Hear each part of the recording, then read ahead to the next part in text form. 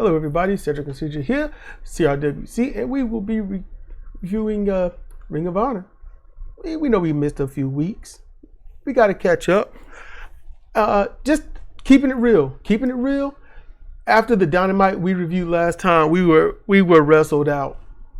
It's not just if we watch a lot of good wrestling, we just watch it and enjoy it. But this was a lot of bad wrestling, a lot. And to me, I couldn't even use Dynamite in the past week as background noise like I normally do. I just couldn't. I haven't watched it. I figured I'll listen to Jim Cornette. He'll talk about it and he will keep giving the reasons why I'm not watching it. So we're going to look for something else. And I thought I would settle on what's now TNA again, but Scott D'Amore? Yeah. They got rid of him. He wanted to buy the company. They was like, no. And he's like, all right. And they said, leave. And so there's more to it than that, I'm sure. But I mean, because I have seen TNA under his tutelage a few times, and I was liking it. It just felt so lonely. And they're going to bring in, from what Jim Cornette and Brian Last spoke, they're going to bring in some kind of executive who's never been in the wrestling business. And I watched on Netflix wrestling, Ohio Valley Wrestling. I think with Al Snow. He was in charge. He needed help. He brought in these other two that don't know anything about wrestling really, except for what they've seen on TV a while ago. And yeah, everything that they did was just it was not cool. It's craptacular. And they didn't know how to talk to people. At all. Didn't know how to deal with people. And I mean, this ain't about, you need to learn how to talk to the boys basically know the wrestling terms and what they go through. No. Basic people skills. Yeah, basic people skills, what Cedric just said. Just basic, hello, how you doing? Like, for example, if I was that executive and I wanted to get my hands in some wrestling, I would, my first day, I'll say, okay, obviously changes are needed. That's why I'm here.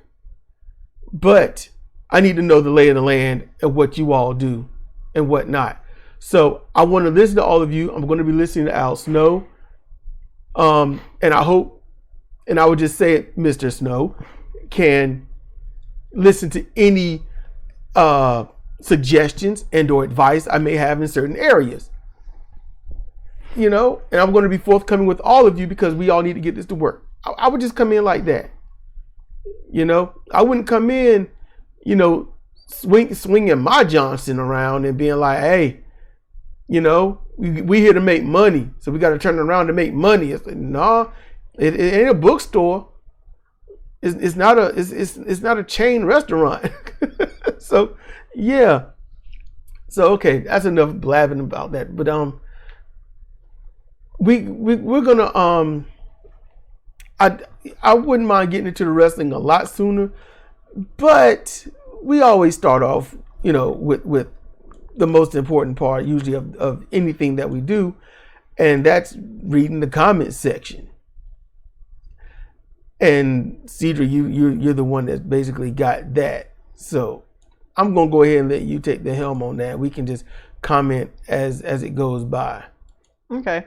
So the first comment we have from Stacy Big Guns Washington.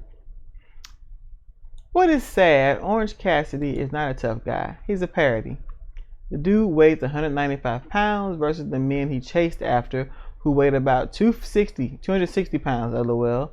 What is Tony Khan doing, LOL? Tony Khan is sucking. Tony Khan is booking poorly. Tony Khan has those that he likes. Those are his favorites. And he really enjoys them. He doesn't want to see his favorites lose. And then this happens. you get those favorites that fall out of favor to the fans. But Tony is stuck because he might know it's best to book them less or to just remove them from the show. Just not fire them, just release them from the contract. Firing is you got to be mad. You know, that's like, get out my house, you gone. It's very egregious. Yeah. Something very egregious has happened to warrant a firing. So he's not going to release him from the contract because Tony Khan is afraid of the backlash from not only the wrestler, but who that wrestler may talk to. So that's one reason why Tony Khan does what he does. The other reason is that AEW is his Barbie dream house. Yeah. And Orange Cassidy is his favorite Barbie. So he's going to give his favorite Barbie all the best clothes, the McDonald's franchise, the Corvette, and the rest of the Barbies that he don't really like, he will put in the hooker clothes that he doesn't really care about. And that's it. They got the international title off of Orange Cassidy and gave it to somebody else. I can't remember who, and I don't care. What, recently? No, just hear me out. Oh, okay. And I can't remember who it was, but they won't really do anything with it. And so, after some hooplas, injuries, and whatnot, it was Goon versus Cassidy, and Cassidy got it off of Goon.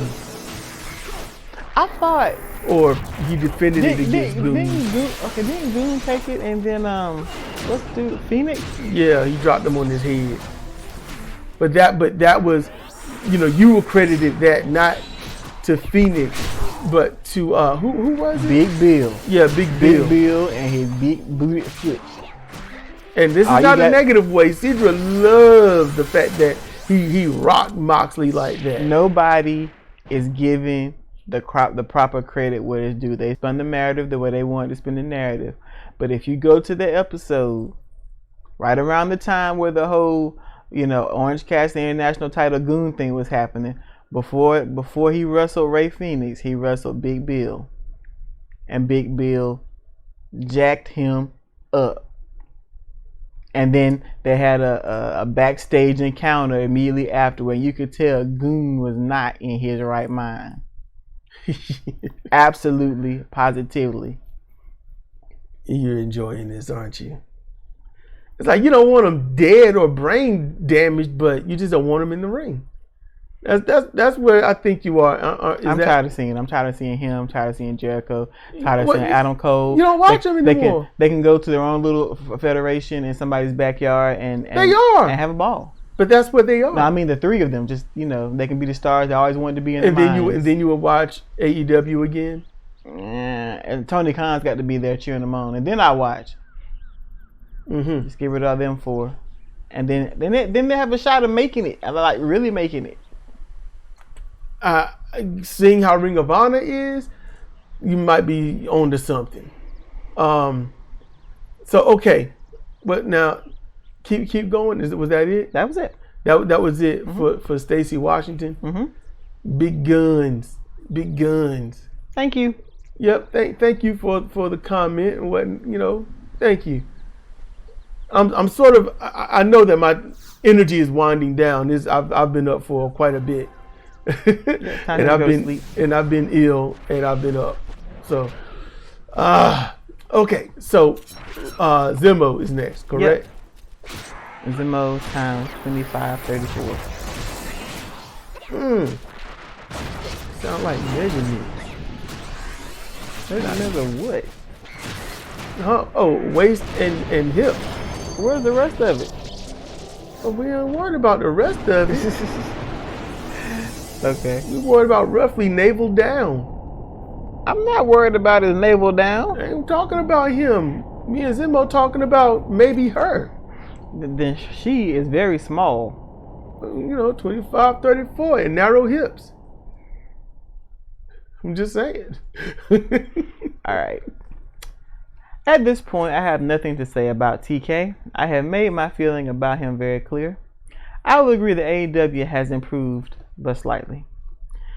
It is just not fair. Scott D'Amore, who was just made president of TNA and has done everything to help bring TNA wrestling back up, was fired, and yet TK is still booking shows. Now, that's what I read some days ago before listening to Jim Cornette, and that's why I first learned of it. Okay. That is not bloody fair. Well, in a sense, look, Tony Khan is owner. He's CEO. He needs to be fired. You can't. Somebody. It's not a publicly traded company. Dad, fire him. The father, Daddy Khan. Okay, do you want to know how the father fires Tony Khan? By not giving him any more money and say, okay, now swim. That's how. Then fire him. All right, but the owner fired, Scott Demore. You see what I'm saying? Yes. Tony Khan doesn't have a employer. He doesn't have a boss. I get that. Zimbo is just talking about in general how it's just not fair. Yeah, and it's not.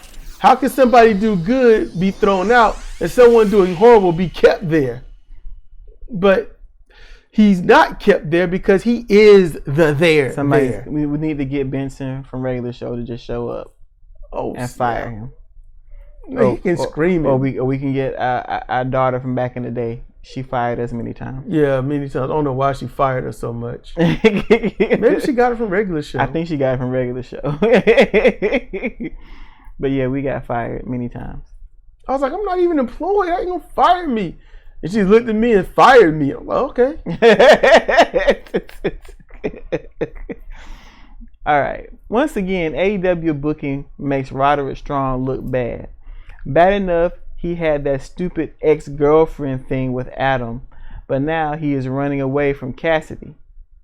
I am so sick of TK booking right now. Adam Cole never should have signed with AEW. You ain't lying, brother. Yeah, y'all saying that from two different angles, though. Yeah. This company is holding him back just like everyone else is. And it's like he's holding himself back to me. The sooner they all grow some common sense and leave AEW and sign with companies that will utilize their skills properly, the better. Seriously. You're going to have to let us know what those companies are. Seriously, why people keep signing with this shit company is beyond me. Because they get paid. Yes. That is why they're signing. I can work for a company and make $50,000 a year.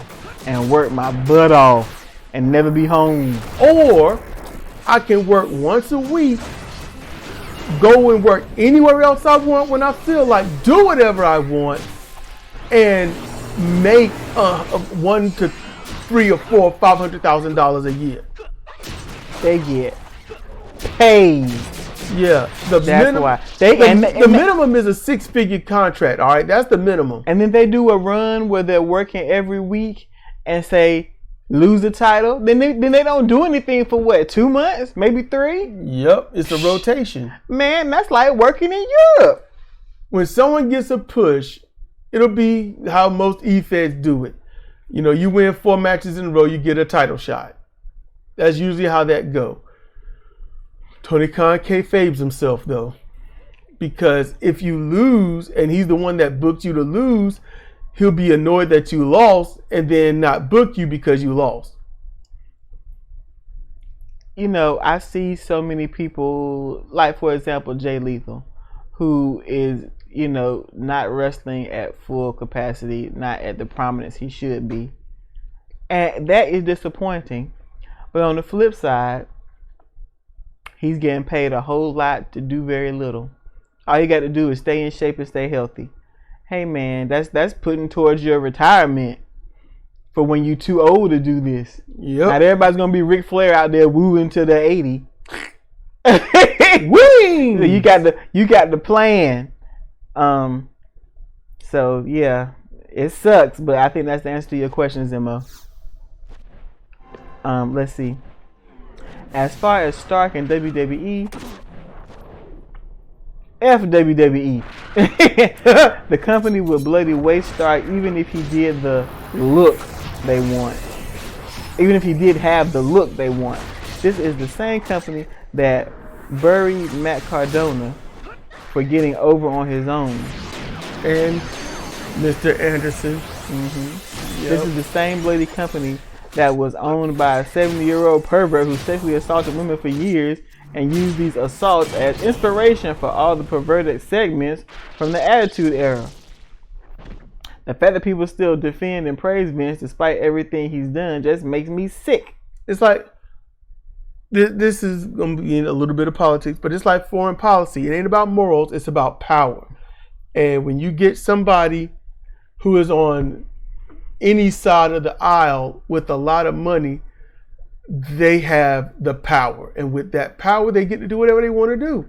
And they think nothing's going to happen to them. And nothing does until that one person says the one thing and others believe that person, like this female, and it all blows up in Vince's face. And to be honest with you, they're going to try to civil lawsuit and they need to put him in prison. Vince has done way too much, has gotten away with way too much for way too long, and he needs to be put in prison. I don't give a damn about his age. I really don't. Hey, they got Cosby. Yep. And Cosby got out on a technicality, which if they did things proper, he wouldn't have been able to get out. He wouldn't have seen the light of day. Yep. They got Kelly. And I don't think Kelly ever getting out. No, he's not. And if he do get out, he's still gonna be in prison because nobody wants to work with him. Mm-hmm. Nobody. And I'm gonna tell you, last thing I'm gonna say about R. Kelly, he shouldn't be the only one going to prison. Everyone that aided and abetted the thing and covered it up should be going. Should be going too. Just saying. All his enablers, his helpers, and yeah. But people respect authoritarianism and money. Vince McMahon had both. He was the outright dictator and he had all the money. Ergo, he gets what he wants. This is just one of many, just not females, but people that he has abused. But this is the second one that's come out. And I remember them coming out and speaking and then quiet. Oh, and they got the other one too, who died in jail. I can't think of his name right there. The white dude with the sex trafficking Epstein. Iowa. They got him. And then they got him. Mm-hmm. Like he about to talk. He got to go. Mm-hmm. And I think it was a murder. I think that's what it was. No, because, well, what about this? And what about that? You know, they didn't have any footage. I mean, it was there. And then the cameras went off. And we can worry about that. Mm-hmm. Matter of fact, let's just stop talking about it in the media. All right. Yep. Now everyone's forgotten. I ain't forgot. They got him. No, you got to shut up. Yep. All right. That's enough politics. All right. Sting has cut some good promos in the ring, but I have not seen any of his recent promos, so I can't comment. The stars of CMLL deserve better than a random feud with Moxley with no build-up. I agree. Yeah.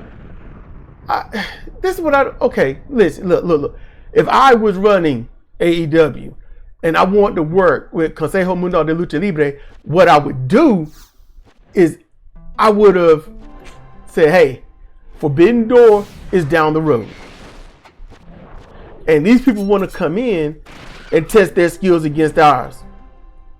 So when they show up, you know, have a spokesperson that speaks English and Spanish, and they can speak for them. They can represent them.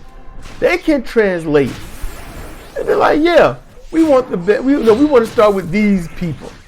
You know, so I would select some good open card people that they can go against, and then they just fight them and they win. They do that for 2 weeks, then they move up and they win, you know, with stronger, you know, more notable wrestlers, and they keep moving up over the weeks. And then about a month before the pay-per-view, that's when they start in with the top people, and then you get your jumpings and whatnot. It's like, you know, you've seen us wrestling, you know we're out there, but you're going to ignore us. You're going to act like we don't exist. You're going to know we exist now, and then that ass is whooped. And then you got your first beef started. And then you get us, look, I'm going to need some help. This is for them. It's just me. And then you bring in somebody else. That person bring in someone else.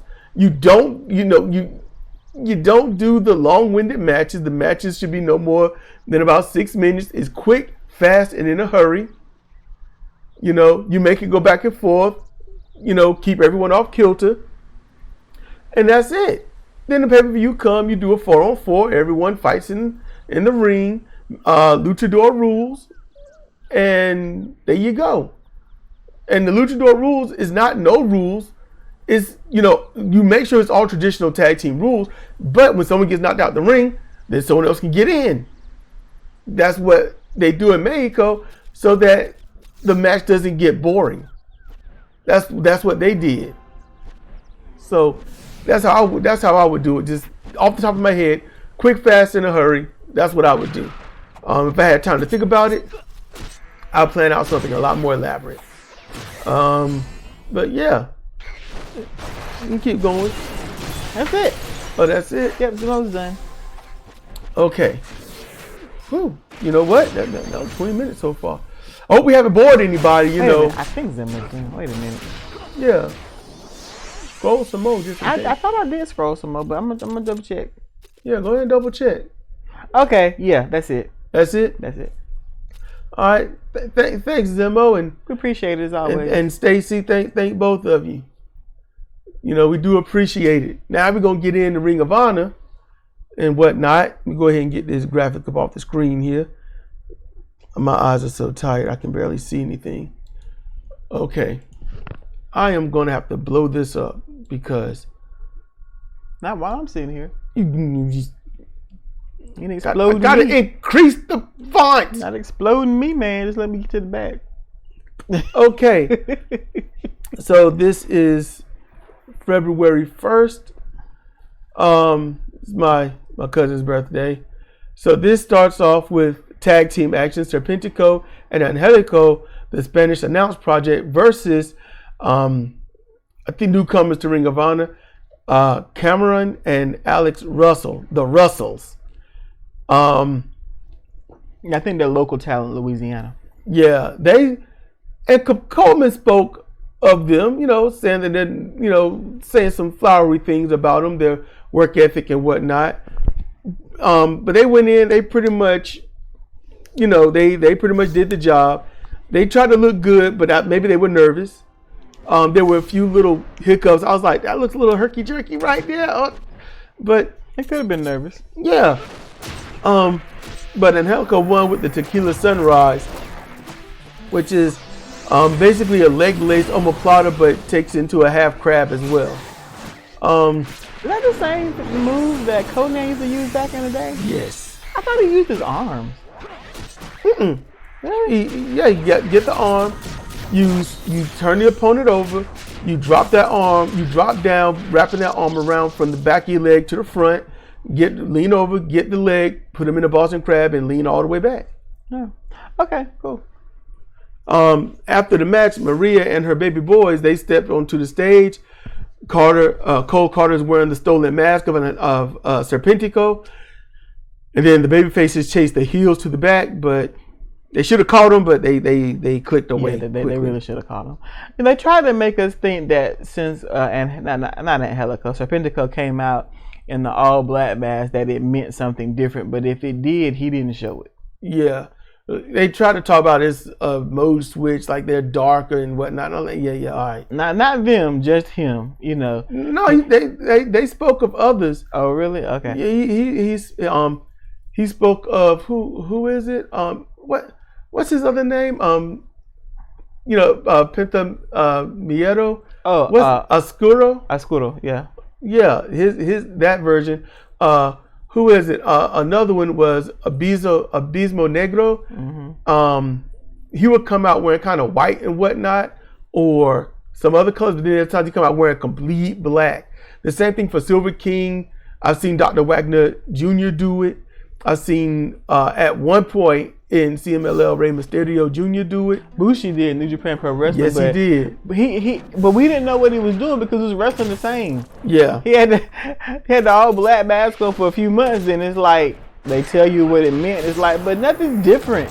And then all of a sudden he started misting more and winning a few matches here and there, and then he stopped. Yeah.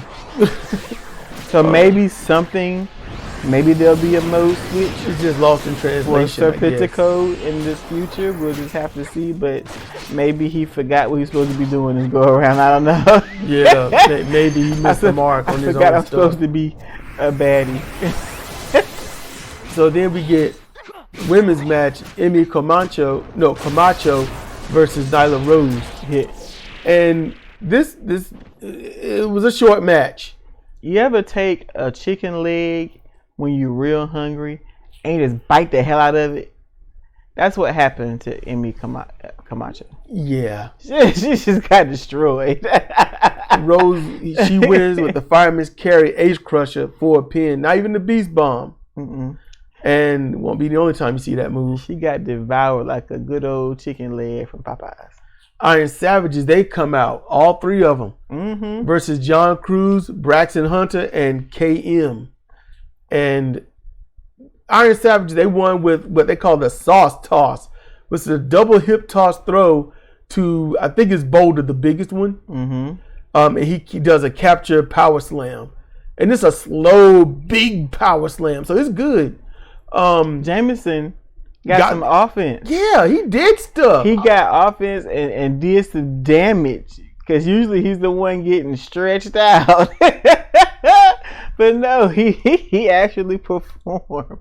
I say it every time though. I love the Iron Savages. Yeah. I really do. And then at the end of the match, they went out and hung out with the fans. They, showed some love to this little kid and whatnot. Not like, Mamla or certain people out there, but no, like, not that kind of love. Yeah, not the Boy Scouts, but just what the hell?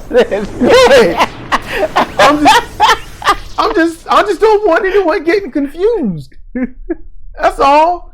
But the boy had on this fake muscle suit. Yeah, and it was like, look at this, look at the guns on him, and the kid. I'm like, man. And I said it before that even happened. I was like, the Iron Savages could be a over-the-top babyface trio. Yeah. They really could. They got all the tools. The fans are liking them. They are, but then when they get against other contenders, then they turn into the heels. And then that's annoying. Then after this, we get Aaron Solo versus Dalton Castle. Aaron Solo is really good. He really is. He's a decent little heel, not a good heel, but he's a decent heel. Castle has to work through his issues. I like the look on his face watching Dalton come out like, what the hell is wrong with this dude? Yep. Between that and a little bit of disgust. But Castle, he won with the bangarang and a pin, but it was an earned victory. Yeah. Aaron Solo is good. Oh no, I just think maybe he needed a different name. I don't know, but he still has the stench of his history on him. He's getting away from it though. Yeah. He's getting away from it slowly. Backstage, and we're gonna talk about her. Nyla Rose walks in on Lexi Nair asking the whereabouts of Billy Starks. Nyla bullies Lexi due to anger at Starks not even being around. So Rose cites that she doesn't bring the chaos because she is the chaos. Now, here's what's messed up. Nyla Rose is beloved by the fans. Nyla Rose is also, see, I didn't even spell her name right. I spelled it N-Y-A-L, just Niles. Niall Rose. It's just what I'm typing, I understand. Let's see, but she's a heel. Okay, crap. Sorry about that, y'all. I hope that wasn't too loud. I turned it off. I just turned it off. 28 minutes. The game was running in the background. You hear the noise. I'm sorry about that. Let's see. So, let's see. Where are we at? Nyla Rose. Yeah. Okay. 28 minutes. I turned off. My bad. I'm going to try to put that in the description or something. Yeah, she's beloved. She's loved, but she's the heel. Yeah. And Athena's out, and she's gonna come back a baby face. So, it's gonna be an ambiguous heel face. That's just how anything associated with AEW goes. The fans not gonna know who to cheer for because they're digging Nyla and they're gonna dig Athena, and that's just it. That's true. They're going to be cheering both. But they know that neither Rose is going to lose, though. I mean, that's just... I wonder how in the world that thing got clicked like that. I turned the desktop off. I don't know. Let's see. Next is a proving ground match. Tag team. The Undisputed Kingdom is defending the chance for someone to vie for the belts. But it's against Filthy Tom Lawler and No Days Off Fred Rosser. Which was weird. Lawler and Rosser are both former New Japan Pro Wrestling Strong champions. That's what they are. They have been in a serious beat down feud with each other. Yes. All right. Team Filthy humiliated Fred Rosser many a time and then cut his hair off. Cut his hair off. Old school afro. Now, granted, it's been a couple of years, but some things like that, you shouldn't let it go. Mm-mm. But they get into this. This is what you call stupid booking, because there's a lot of people that Fred Rosser could have teamed with. Yes. I don't know, Mark Briscoe. Yeah, that would have worked. Because they've chilled together before. But they put Lawler and Rosser together, and how can I say this? This is a match that was good. I'm gonna put this. My first note, wasn't happy seeing them team together after their history. Then I note they showed mutual respect with opening slaps and verbal hyping up. The match highly competitive, where I actually thought the challengers might get the win. Yeah.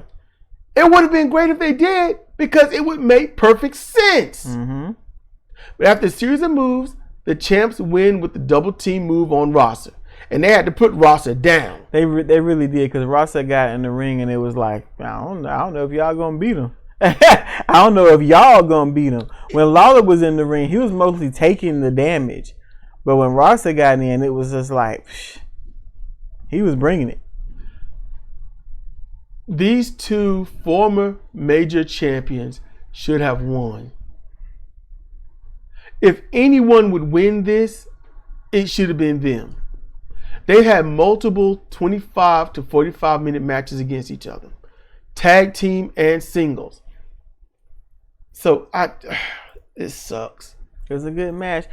In the very least, Taven and what's his partner's name? Mike Bennett.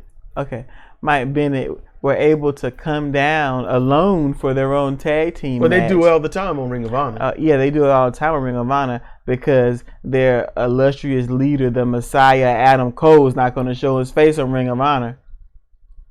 You just ain't going to let it go. I will not let it go. Yeah. So look, next match, Slim J versus Ethan Page. I wanted to skip it, but Ethan Page did cut a decent backstage promo about his daughter loving purple and pink, and that's why he was wearing it. Black, mostly black, some purple, less pink, but it all looked good. Mm-hmm.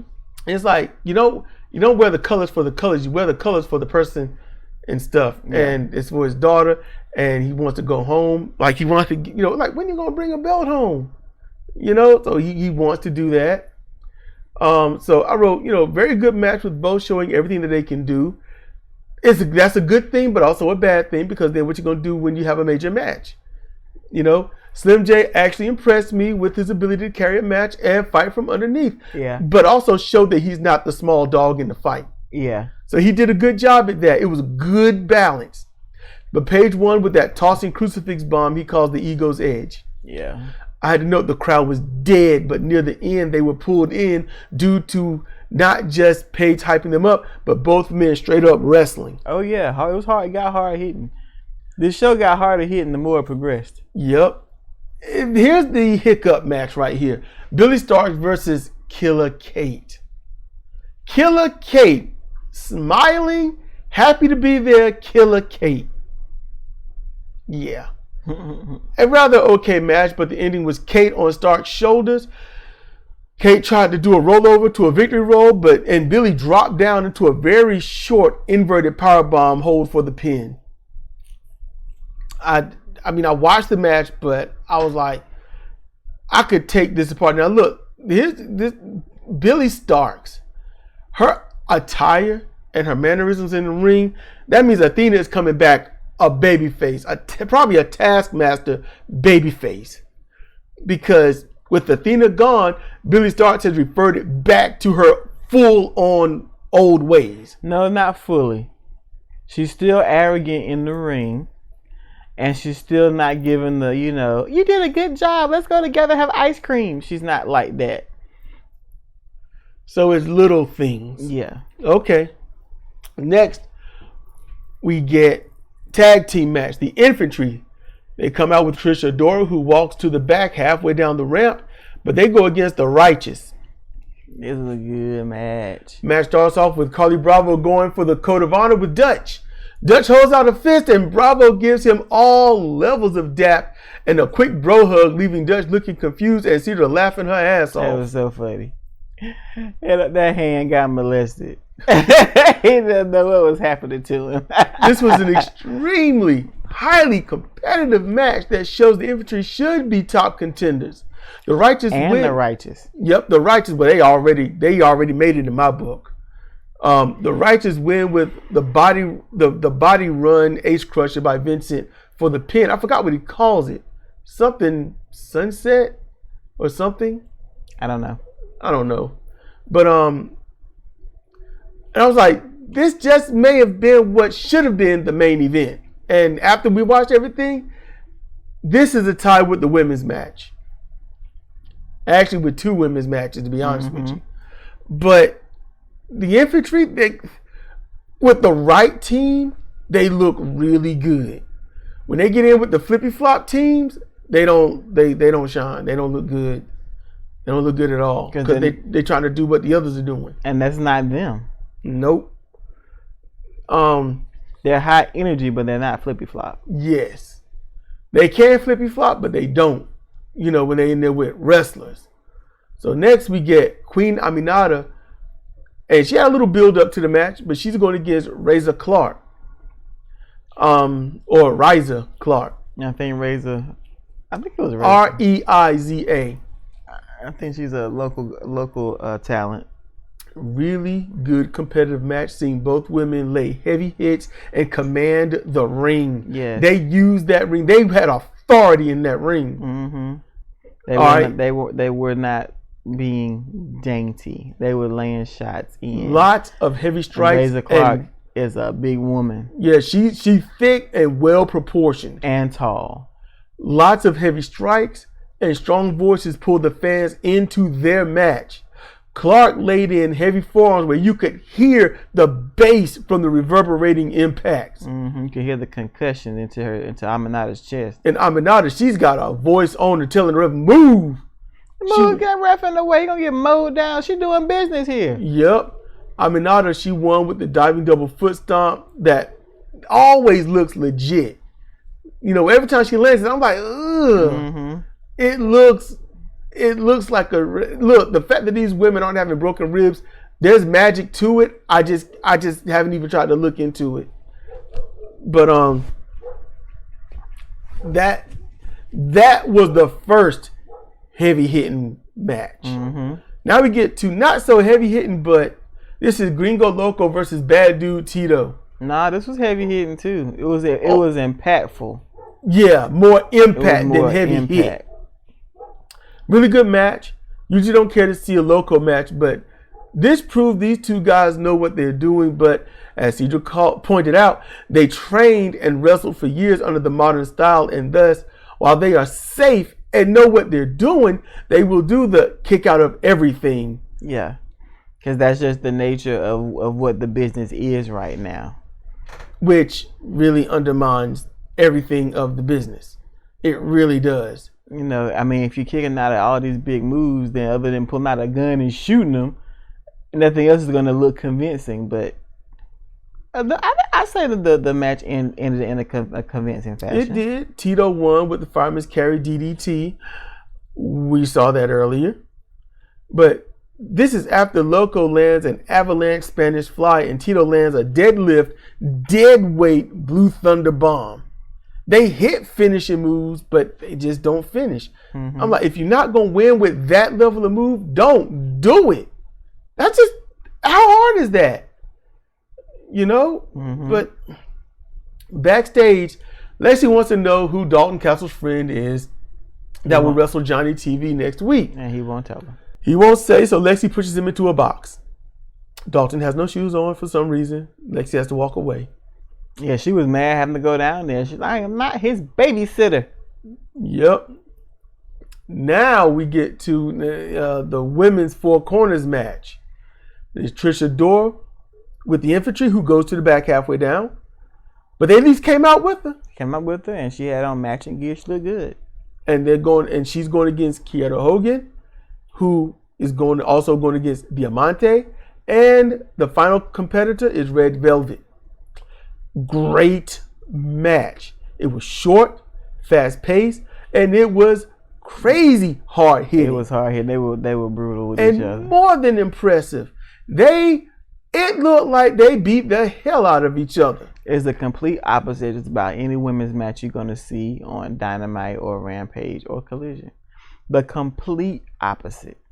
Red Velvet won with a rolling ass kick to Trish Adora. Now, normally Red Velvet, she just kind of does it and just throws that leg out and usually hits him on the back or whatnot.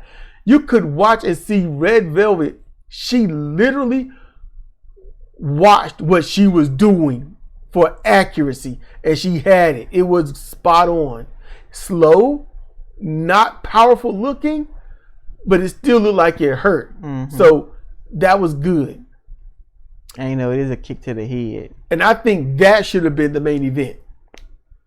I think that and the Righteousness match could tie for the main event. But the main event comes next, which is not a stupid match. No, it's not. It was a good match. It's the men's four corners match. Jack Cartwheel, Alex Zane, Blake Christian, and Lee Johnson. Lee Johnson comes out last, and the crowd's kind of like, all right, man. They love Jack Cartwheel, Alex Zane. They was like, eh. Blake Christian, they're like, yay. Lee Johnson is like, man. And I feel the same way. I'm like, Lee Johnson is very underwhelming. He's underwhelming. At one point, I was whelmed with him. He's performing at a high caliber, but there's just nothing about him that stands out. He comes to the ring looking scared, but I don't know. He's missing. He only needs a little bit of intensity, not much.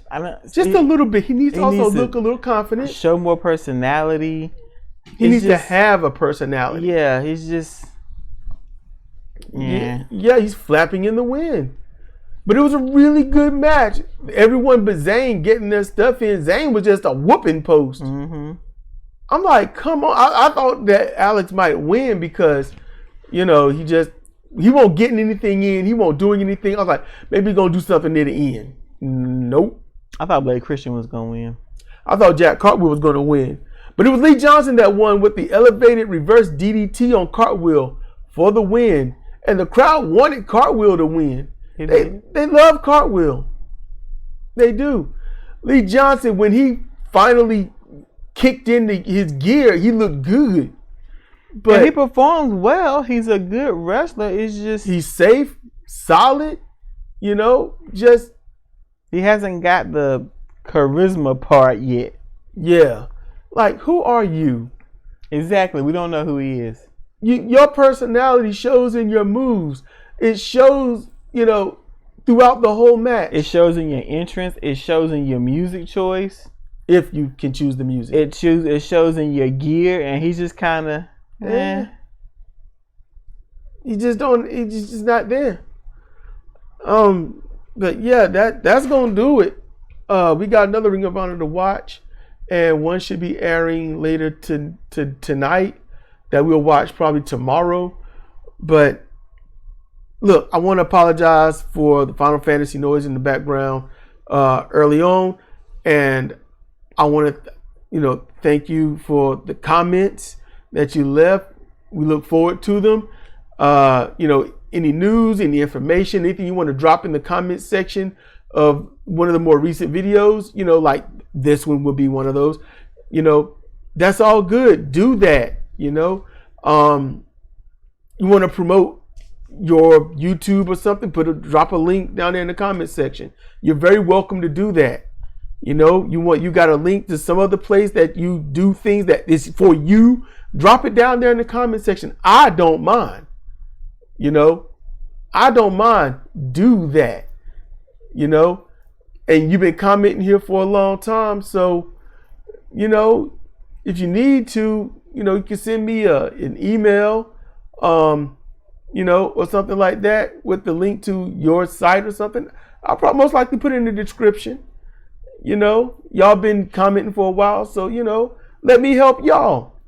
Your comments, your likes, it boosts me. So let me boost you. I think that's fair. So with that said, it's been Cedric and Cedra for CRWC Commentary or Ring of Honor. And we want y'all to be chill, be safe, and stay warm. It's still cold, but y'all be good out there. And we'll see you next time.